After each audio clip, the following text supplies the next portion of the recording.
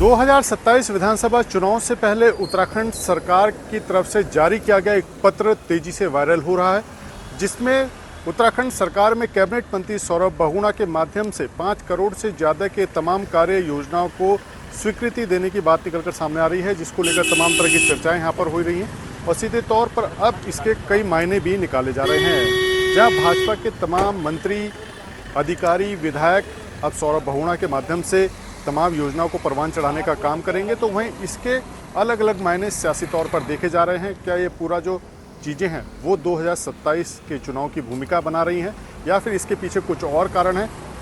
लेकिन भाजपा और कांग्रेस अब इसमें सियासी समीकरण भी बैठाने का काम कर रही है। कहते हैं कि राजनीति में हर संदेश मंच से नहीं दिया जाता, कभी कभी एक सरकारी पत्र भी सत्ता के गलियारों में दूर तक संदेश छोड़ जाता है। ऐसा ही एक पत्र मुख्यमंत्री सचिवालय से जारी किया गया, जो इन दिनों उत्तराखंड की राजनीति में चर्चा का विषय बना हुआ है। मुख्यमंत्री पुष्कर सिंह धामी के निर्देश पर विभिन्न विभागों में चल रही 5 करोड़ से अधिक लागत वाली जनहितकारी योजनाओं का विवरण और ब्रीफ नोट कैबिनेट मंत्री सौरभ बहुगुणा के संज्ञान में लाने को कहा गया है। अब इसमें जो सवाल चर्चाओं में है कि धामी कैबिनेट में कई वरिष्ठ और अनुभवी चेहरे हैं, ऐसे में युवा मंत्री सौरभ बहुगुणा को महत्वपूर्ण योजनाओं की जानकारी से जोड़ना मुख्यमंत्री के भरोसे और उनके राजनीतिक प्रबंधन की ओर भी संकेत करता है। मुख्यमंत्री धामी उत्तराखंड की राजनीति के केंद्र में हैं। सरकार की दिशा, प्राथमिकताएं और अपनी टीम के किस सदस्य की क्षमता का कहां उपयोग करना है, इसकी कमान मजबूती से उनके हाथों में है। कैबिनेट मंत्री सौरभ बहुगुणा को मिली अहमियत भी मुख्यमंत्री धामी के भरोसे और नेतृत्व शैली की ओर इशारा करती है। वहीं सरकार में कैबिनेट मंत्री गणेश जोशी का भी कहना है कि सौरभ बहुगुणा को जिम्मेदारी मिलना अच्छा फैसला है। मुख्यमंत्री के पास प्रदेश की जिम्मेदारी है, ऐसे में सौरभ बहुगुणा भी बखूबी नई जिम्मेदारी को संभालने का काम करेंगे। मुख्यमंत्री का तो दर्जा उन्होंने नहीं दिया है, सिर्फ उन्होंने यही कहा है कि 5 करोड़ से ऊपर के काम उनके माध्यम से होंगे।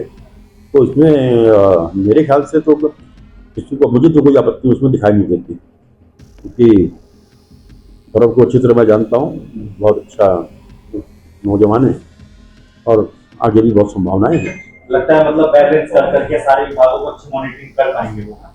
तो देखिए, मुख्यमंत्री जी के पास इतना समय नहीं होता कि इतना पूरा काम कर सके। ऐसे में अगर उन्होंने एक टीम बनाई है तो उसमें किसको क्या आपत्ति है? राजनीति में जिम्मेदारियां यूं ही नहीं बढ़ती और भरोसा यूं ही नहीं मिलता है, खासकर तब जब सरकार चुनावी साल की ओर बढ़ रही हो और हर राजनीतिक फैसले के मायने तलाशे जा रहे हों।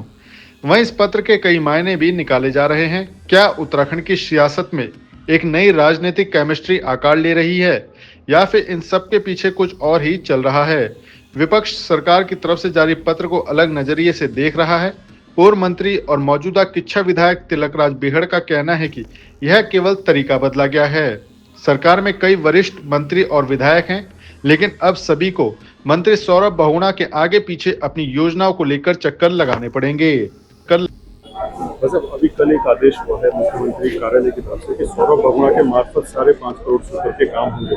आप पूर्व मंत्री हैं, कई वरिष्ठ मंत्री भी है सरकार में, लेकिन अब सबकी जिम्मेदारी 5 करोड़ तक के ऊपर की सौरभ बहुगुणा के कंधे। क्या लगता है कि नए युवा नेता को कुछ बी टीम तैयार हो रही है? क्या कहेंगे आदेश? नहीं, मेरी जानकारी में नहीं है कि सौरभ बहुगुणा 5.5 करोड़ रुपए के क्या फाइलें उनके पास जाएंगी। किसी विभाग की हो, किसी विभाग की भी हो, ये तो कुछ समझ में आ नहीं रहा क्या खेल है। क्या अब सौरभ बहुगुणा के माध्यम से होगा क्या जो काम होता रहा है, या ठेकेदार सारे अब सौरभ बहुगुणा के चक्कर काटेंगे? क्योंकि पहले ऊपर तक पहुंचने में देरी दिक्कत होती थी। अब मुझे लगता है, ऐसा लगता है कि जो छोटे से ठेकेदार हैं, जो भी हैं, और सौरभ बहुगुणा उनको साधेंगे। मुझे तो यही लग रहा है, क्योंकि और जरूरत क्या है? ठेकेदारी तो साध रहे हैं, विकास की योजनाएं देने में तो जान निकल जाती है। 100 चक्कर लगाओ तो एक योजना मिलती है। चक्कर लगाते 10 योजनाओं की घोषणाएं हुई थी, अभी तक पूरी नहीं हो रही है। 3 या 4 या 2 पे अटकी हुई है, हो ही नहीं रही है। उसके लिए भी चक्कर लगाने पड़ रहे हैं। तब सौरभ बहुगुणा के विधायक चक्कर लगाएंगे।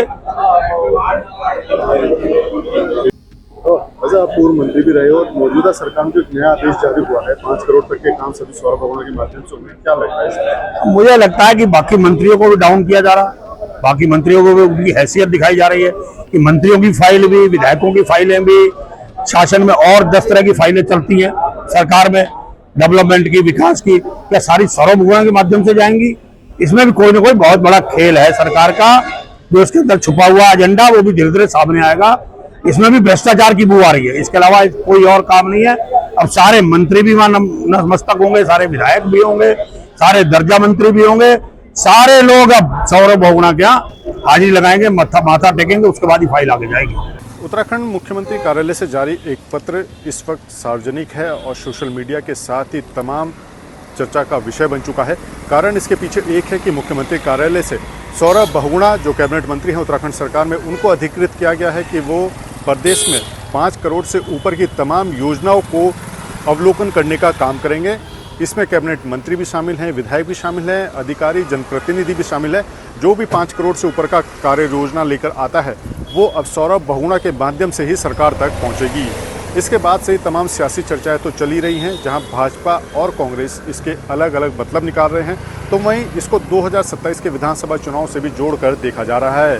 क्या सौरभ बहुगुणा को नई भूमिका के लिए तैयार किया जा रहा है या वाकई में सरकार ने अपने काम को काफ़ी हद तक डाइवर्ट किया है, क्योंकि मुख्यमंत्री के ऊपर पूरे प्रदेश की जिम्मेदारी है और वो इतना समय नहीं दे पाते कि तमाम योजनाओं को देख सके, भली भांति उनको जान सके।